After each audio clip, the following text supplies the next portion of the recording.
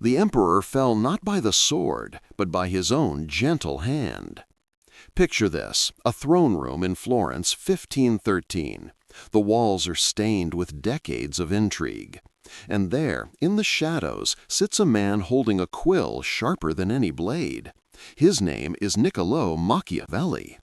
He watches as yet another kind ruler is devoured by those he trusted. The prince who pardoned his enemies, the sultan who showed mercy to traitors, the general who chose compassion over conquest, all of them buried beneath the weight of their own virtue. You've been taught that kindness is strength, that mercy is noble, that forgiveness builds loyalty. These are beautiful lies whispered by those who want you weak. Machiavelli knew something the world refuses to admit. Kindness, uncalculated and unrestricted, is not virtue. It is suicide. It is a poison you drink willingly, believing it will make others love you. But in the corridors of power, love is a currency that devalues the moment you give it freely. The truth carved into the marble of history is this: those who are kind to all are eventually crushed by everyone. If you're ready to see what they've hidden from you, type "I rise" in the comments. This is not for the masses. This is for those who dare to see the world as it truly is. Machiavelli didn't write The Prince to make friends. He wrote it because he watched Florence bleed from kindness. He saw rulers who believed that goodness would protect them, only to have their throats cut by the very people they saved. Ibn Khaldun, the great Arab historian, observed the same pattern across empires. The merciful caliphs who were poisoned by their advisors.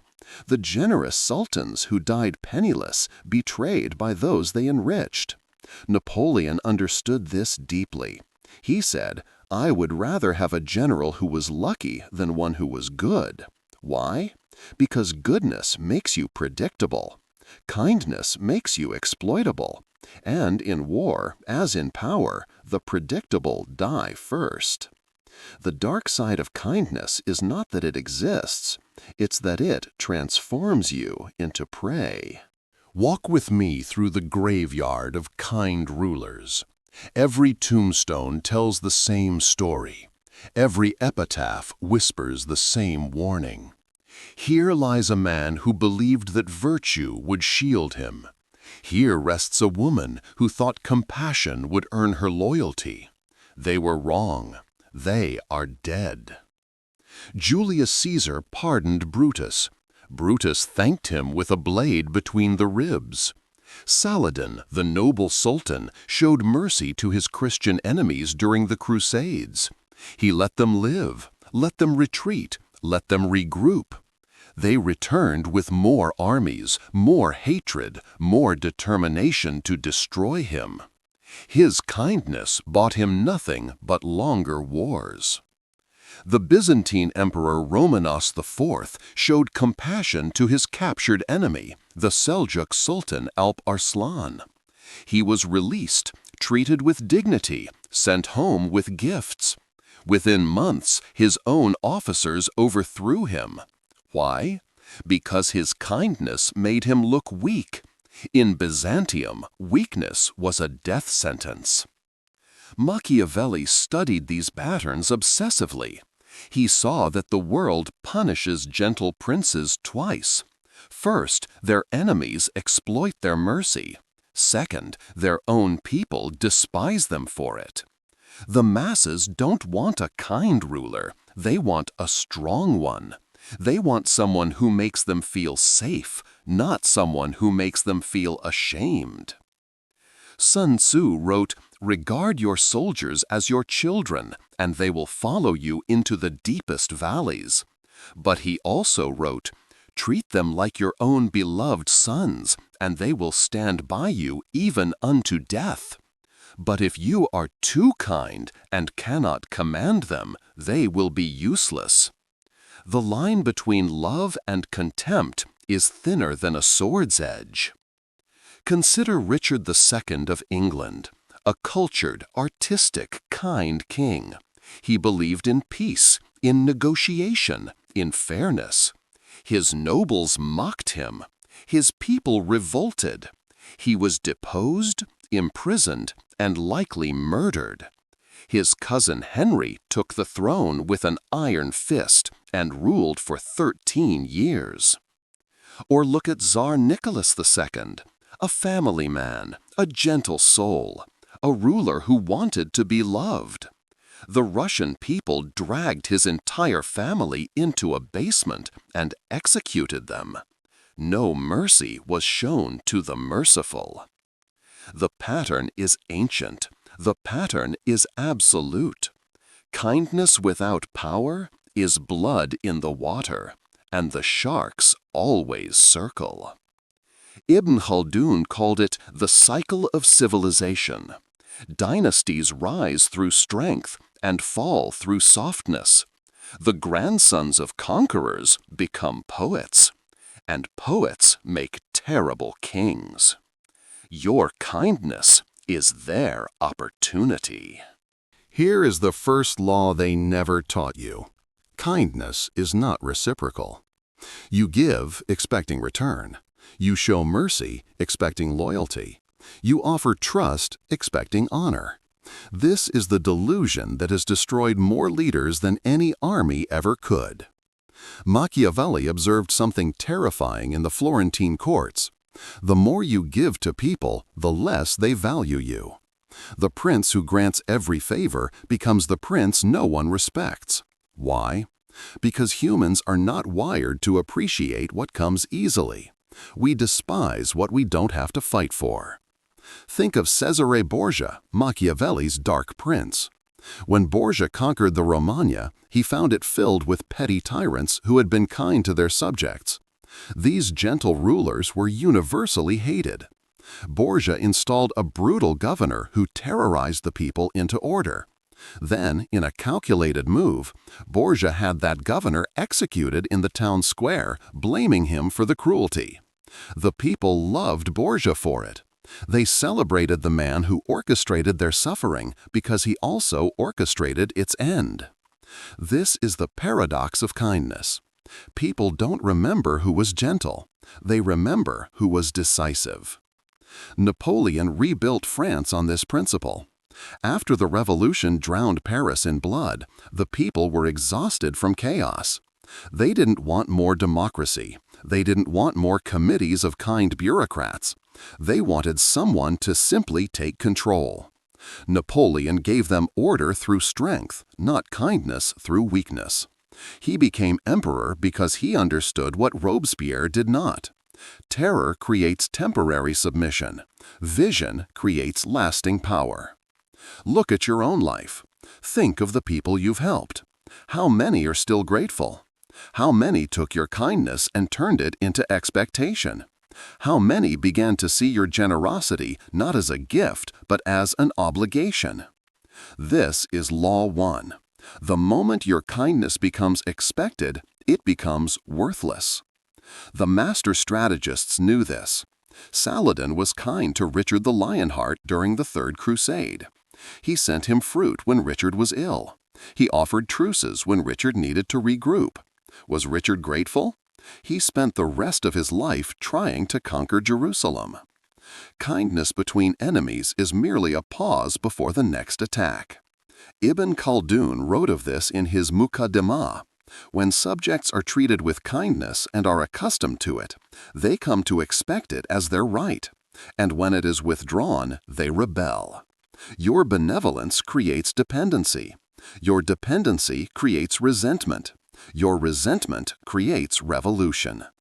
The traders of Venice understood this perfectly. They were kind in negotiation, but ruthless in enforcement. A Venetian contract was sacred because breaking it meant destruction. Their kindness had teeth. Learn this or perish. Kindness without consequence is weakness with a smile. Machiavelli's most infamous truth: it is better to be feared than loved if you cannot be both. The world has demonized this line for 500 years. They call it cruel, they call it tyrannical, they call it evil, but they cannot call it false. Love is conditional. Love is fickle. Love evaporates the moment you stop feeding it. Fear is permanent. Fear is reliable. Fear is the only emotion that survives when resources run dry and times turn dark. When Napoleon marched through Europe, his soldiers didn't follow him because they loved him. They followed because they feared disappointing him more than they feared dying. When Alexander the Great conquered Persia, his men didn't cross deserts for affection. They marched because the consequences of desertion were worse than the hardships of war.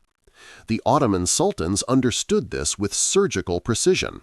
When Mehmed II conquered Constantinople in 1453, he didn't win hearts through kindness.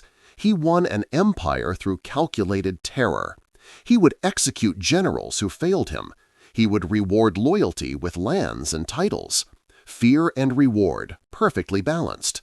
The Ottoman Empire lasted 600 years because its foundation was not love, but respect born of fear. Contrast this with the French monarchy. Louis XVI was kind, he was gentle, he wanted to be loved by his people. They dragged him to the guillotine and cheered as his head fell. Marie Antoinette, whether she said "let them eat cake" or not, was seen as soft, out of touch, weak. The mob showed her no mercy. The kind rulers died, the ruthless survived. But here's what the critics miss. Machiavelli wasn't advocating for mindless brutality, he was advocating for strategic strength. There's a difference between being cruel and being willing to be cruel when necessary. The wolf that never shows its teeth gets eaten by the pack. The leader who never demonstrates consequences gets devoured by chaos. Look at modern leadership. The managers who try to be everyone's friend lose respect. The parents who never enforce boundaries raise tyrants. The nations that project only kindness get invaded. Strength isn't cruelty. Strength is the capacity for it, held in reserve like a sheathed sword. Saladin was loved by his people, yes, but he was also feared. His enemies knew that mercy was a gift he granted, not a weakness they could exploit. When Jerusalem fell to him in 1187, he could have massacred every Christian in the city, as the Crusaders had done to Muslims 88 years earlier. He didn't, but everyone knew he could have. That's the difference. Fear without cruelty is respect. Fear with consistency is order. Fear balanced with occasional mercy is loyalty. Sun Tzu wrote, "The supreme art of war is to subdue the enemy without fighting." How? By making them fear the fight more than they desire the victory. The kind are forgotten. The feared are eternal. Your reputation is the invisible empire you rule. Machiavelli understood that power exists in two realms, the physical and the perceptual. You can control armies, but if you control what people believe about you, you won't need the armies. Perception is the ultimate weapon. Reputation is the crown you wear in minds, not on heads. Consider Lorenzo de' Medici, the Magnificent. He controlled Florence not through force, but through carefully cultivated image. He was the patron of artists, the friend of philosophers, the generous banker. People believed he was indispensable. That belief was worth more than 1,000 soldiers. When threats arose, Florence defended Lorenzo because they had invested their identity in his reputation. Napoleon mastered this art at a level few have matched. He wasn't the tallest man, he wasn't the strongest, but he controlled his narrative with obsessive precision. Every victory was magnified. Every defeat was reframed as a strategic retreat. He commissioned paintings showing him calm on rearing horses, crossing Alps, crowning himself emperor. The image became the reality. Men died for Napoleon's reputation before they ever met Napoleon the man. Ibn Khaldun observed this in the rise and fall of dynasties. The founder builds reputation through action. The successor maintains it through legend. The grandson loses it through complacency. Reputation is not static. It's a garden that requires constant cultivation. Neglect it, and weeds consume everything. Now here's where kindness becomes dangerous. Uncalculated generosity destroys your reputation faster than any defeat. When you're kind to everyone, you become predictable. When you're predictable, you become boring. When you're boring, you become irrelevant. The leader who grants every request is the leader no one respects. But the leader who says no 9 times and yes once becomes legendary for that single act of mercy. Saladin earned a reputation for nobility not by being soft, but by being selectively merciful amid overwhelming strength. When he spared Jerusalem, it was remarkable because everyone knew he had the power to destroy it. His kindness was meaningful because it was rare. It was strategic because it enhanced his reputation as a just ruler, making future conquests easier. Mercy was a weapon, not a weakness. The Mongols used reputation as their most devastating tool. They would completely annihilate one city, showing no mercy, no kindness, no quarter. Then they would send messengers to the next city describing every detail of the massacre. Most cities surrendered without a fight. The Mongols won empires through the reputation of ruthlessness, saving countless lives by taking a few thousand strategically. Your reputation must contain 2 elements, capability and selectivity. People must know you can be ruthless. They must also know you choose not to be most of the time. This creates reverence. The kind fool gives everything to everyone. The powerful strategist gives carefully, deliberately, creating maximum impact. Control the narrative, or the narrative controls you. In the corridors of power, information is worth more than gold. Machiavelli's Florence was built on secrets. Every palace had ears in every other palace. Every merchant was an informant. Every servant was a spy. The families who controlled information controlled the city. The Medici didn't just bank money, they banked secrets. They knew who owed whom, who loved whom, who planned to betray whom. This invisible ledger made them untouchable. Your kindness makes you transparent. When you share everything, trust everyone, open your heart to all, you hand your enemies the blueprint of your destruction. The kind person believes that honesty builds trust. Sometimes it does. More often, it arms your rivals. Napoleon had a network of spies that would make modern intelligence agencies envious. He knew what his marshals discussed in private. He knew which generals were ambitious and which were loyal. He knew when Austria was planning to break their treaty, before Austria's own generals knew. This information allowed him to appear omniscient. Omniscience inspires fear. Fear creates obedience. But here's the deeper layer. It's not just about gathering secrets. It's about controlling which secrets leak. The master strategist feeds false information to specific people, then watches to see where it appears. This identifies the traitors. This is how you cleanse your ranks without a single execution. Sun Tzu devoted an entire chapter to spies in the art of war. He identified 5 types of spies and explained that the general who doesn't use them is devoid of humanity, because ignorance costs soldiers their lives. Information saves lives. Secrets win wars before the first arrow is drawn. Ibn Khaldun noted that dynasties fall when they become isolated from information. The king who only hears what his advisors want him to hear is a king living in a beautiful delusion.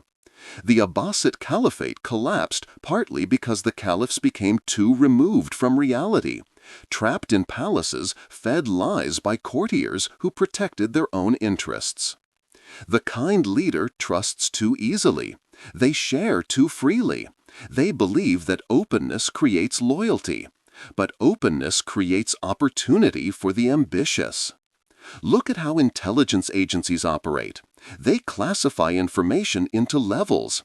They compartmentalize. They operate on need-to-know basis. Why? Because trustworthiness is not binary. Someone can be loyal in general, but careless with information. Someone can be a friend, but a terrible secret keeper. Every person is a potential leak. The Venetian Republic had a policy. Important state secrets were known by only 3 people at most.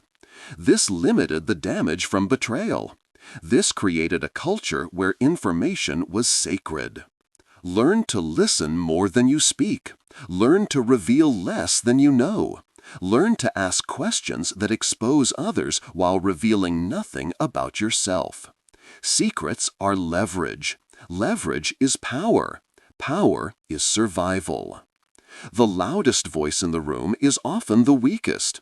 The quiet one who knows everything is the one to fear. Immortality is not spiritual, it's structural. Machiavelli watched princes rise and fall like seasons. The brilliant leader who died and his empire crumbled within a decade. The mediocre leader whose systems survived centuries. He learned this brutal truth. Your personal greatness means nothing if it dies with you. The kind leader focuses on being loved today. The strategic leader builds institutions that enforce their vision forever. Look at Rome. It wasn't built by one emperor. It was built by a system so robust that even terrible emperors couldn't completely destroy it. The Roman legal code, the engineering standards, the military structure, the bureaucratic machinery. These systems turned a city-state into an empire that lasted 1,000 years. Personal kindness mattered far less than institutional excellence. Napoleon understood this at the height of his power. Yes, he conquered Europe, but his greatest legacy wasn't military. It was the Napoleonic Code, a legal framework that still influences 70 countries today. He created a meritocratic system where talent mattered more than birth. He standardized weights, measures, and education. These systems outlived his empire by 2 centuries and counting. Ibn Khaldun identified this as the difference between tribal power and dynastic power. The tribal leader rules through personality.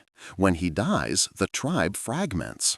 The dynasty builder creates institutions, laws, traditions, bureaucracies that function regardless of who sits on the throne. Kindness is temporary. Systems are eternal. The Ottoman sultans created the Devshirme system, taking Christian boys, converting them, training them as elite administrators and soldiers absolutely loyal to the state. It was brutal. It was effective. It created a governing class with no tribal loyalties, no family obligations, serving only the empire. That system powered the Ottoman state for 300 years. Here's what the kind leader misses. People are mortal. Gratitude is temporary, but systems are immortal if built correctly. When you create a process, a structure, a mechanism that serves your vision, you multiply yourself across time and space. You become unkillable. The Medici family understood this perfectly. They didn't just rule Florence through force or kindness. They embedded themselves into the city's financial system, its artistic patronage, its political structure. When one Medici died, another stepped into a role that was already defined, already powerful, already protected by institutional inertia. The system carried the family across centuries. Bill Gates is kind in his philanthropy now, but Microsoft's dominance came from building systems, operating system monopolies, licensing structures, network effects that locked in customers regardless of personal relationships. He built a machine that generated power automatically. Your kindness touches individuals. Your systems touch civilizations. Ask yourself, if you disappeared tomorrow, what would continue? What structures have you built that enforce your vision without your presence? What mechanisms have you created that multiply your impact? The leader who builds nothing but relationships dies twice, once in body, once in memory. The leader who builds systems never truly dies at all. Every ally is a rival in waiting. Every rival is a potential ally. The board is always moving. Machiavelli watched alliances form and shatter like glass throughout the Italian city-states. Today's friend is tomorrow's enemy, is next week's friend again. He learned that the kind leader makes one fatal error. They believe loyalty is permanent. It isn't. Loyalty is conditional, contextual, and always negotiable. The strategic leader knows this. You don't have allies. You have temporary alignments of interest. When interests shift, so do allegiances. Count on this. Plan for this. Never be surprised by this. Napoleon's marshals loved him when he was winning. They crowned him emperor. They followed him across Europe. But when he stumbled, when the armies of Europe converged, when the empire began to crack, those same marshals turned. Some betrayed him openly, others simply stopped fighting as hard.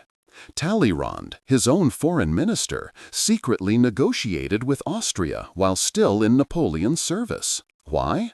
Because Talleyrand was loyal to Talleyrand, not to Napoleon. The kind leader sees this betrayal as moral failure. The strategic leader sees it as predictable human behavior. People act in self-interest, always. The only question is whether their self-interest aligns with yours. Sun Tzu wrote, "Keep your friends close and your enemies closer."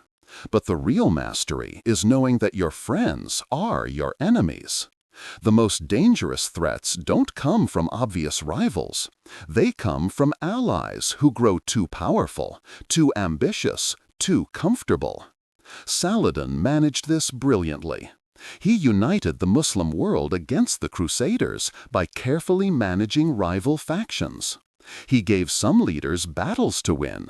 Others he gave territories to govern. He balanced power so no single ally could threaten him, but together they were unstoppable. When the Third Crusade ended, he had to immediately pivot to managing those same allies who now saw each other as rivals for his favor. The war never ended, it just changed enemies. The Borgias perfected this dark art.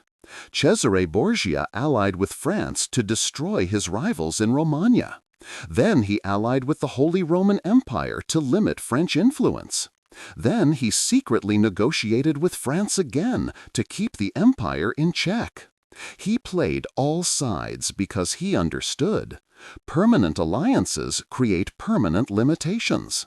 Flexible allegiances create infinite possibilities. The kind leader wants everyone to like them. This makes them weak. They can't make hard choices because hard choices alienate people. The strategic leader cultivates allies deliberately, uses them precisely, and discards them without hesitation when they become liabilities. Your current partner may become your next competitor. Your current competitor may become your next acquisition target. The CEO sitting next to you at the conference will steal your employees if given the chance. The friend borrowing money will resent you for lending it. Manage relationships like a chess grandmaster, always thinking 3 moves ahead, never attaching emotion to pieces that may need to be sacrificed. Trust is beautiful. Trust is dangerous. Trust is always conditional. The greatest leaders see the horizon beyond the battlefield. Machiavelli wrote that princes must think like lions and foxes. The lion for strength, the fox for cunning. But there's a third animal they must embody, the eagle. The eagle sees from above. The eagle spots the patterns invisible to those trapped in the chaos below. Short-term kindness sacrifices long-term victory. You give today, feel good today, lose everything tomorrow. The strategic leader makes decisions that hurt now but dominate later. When Napoleon was exiled to Elba, Europe celebrated. They thought the war was over. But Napoleon was already planning his return. He studied his enemies' movements, their political weaknesses, their military deployments. He escaped, returned to France, and within 100 days had rebuilt his army and nearly reconquered Europe. He failed ultimately, but only because he thought operationally when he needed to think generationally. His vision extended months, not decades. That's why he fell. Contrast this with the Mongols under Genghis Khan. Khan wasn't fighting for territory. He was building a system of trade routes, communication networks, and psychological dominance that would last generations. He planted trees knowing his grandchildren would enjoy the shade. He conquered cities not just to rule them, but to connect them into a web of Mongol power that transcended his lifetime.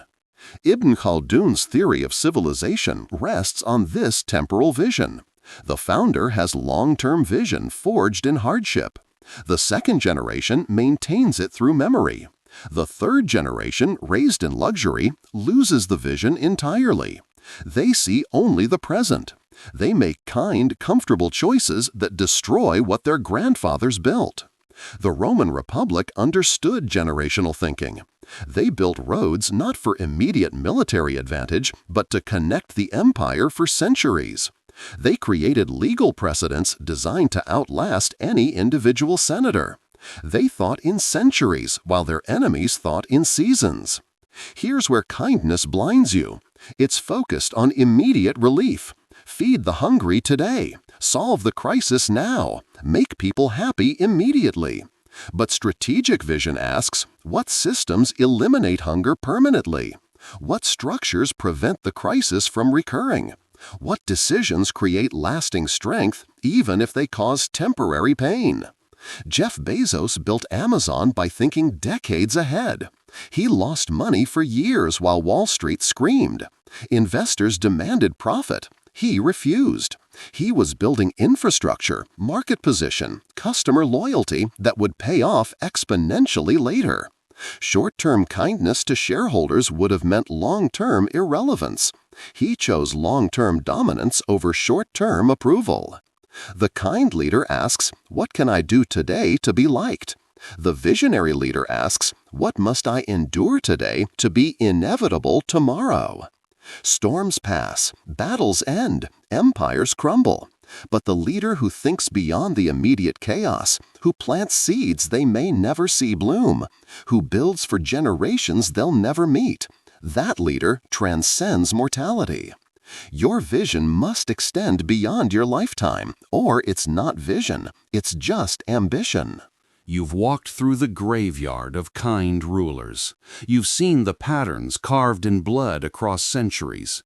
You've learned the 7 laws that they hide from you in schools, in books, in polite society.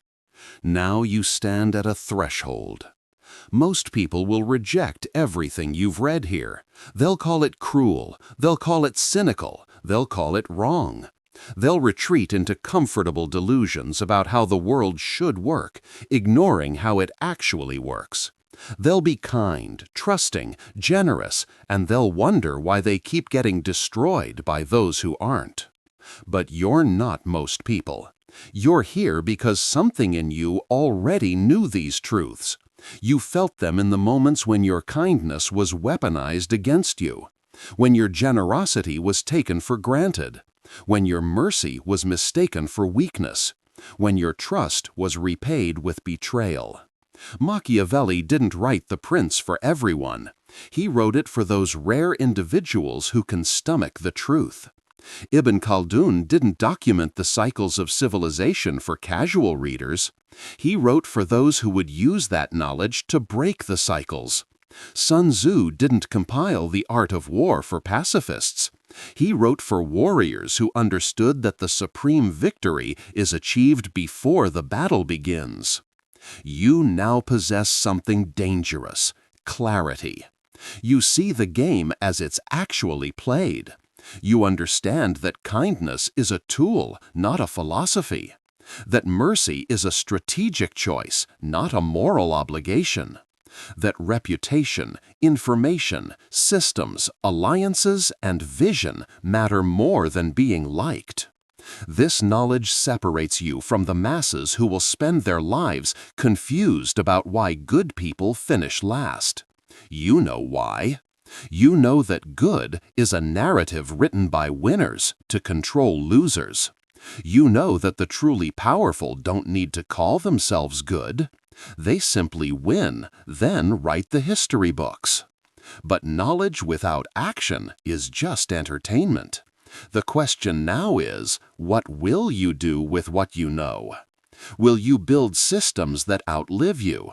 Will you cultivate a reputation that opens doors before you knock? Will you manage your allies and rivals with surgical precision? Will you protect your secrets while collecting theirs? Will you balance fear and reward, creating loyalty through respect rather than begging for it through kindness? The world is not waiting for another kind soul to be devoured.